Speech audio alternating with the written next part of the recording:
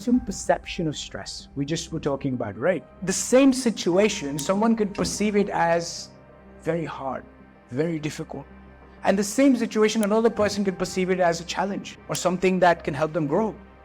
So what's your perception of stress? And most importantly, the stress cycle. When we talk about stress, a lot of the talk ends right there at stress. Either people will say don't take stress, or they'll say manage stress, do meditation, have a better lifestyle, do all that. Here's the problem with that. We don't understand the stress cycle. Let me give you an example. Let's say there's a forest and there's a rabbit happily going along in the forest. Suddenly it encounters a wolf, and now it's not too far away that it can run away, right? And it's like right near the wolf. So in our bodies, what happens in that scenario is something what we call a sympathetic nervous system, which is fight or flight. Body goes into a fight or flight mode, right? So suddenly, either you want to fight, let's say someone's threatening you or your family, what happens? You go into fight or flight mode. You run into an accident scene, you go into fight mode. But there's a third element, which is a freeze mode.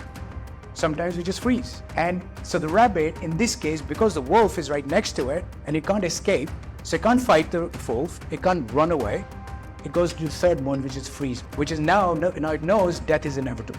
Death is going to happen. So when it freezes up, everything, the body starts shutting down, the system starts shutting down, wolf comes near it, prods it, and perceives that maybe this rabbit is not very healthy because it's kind of frozen.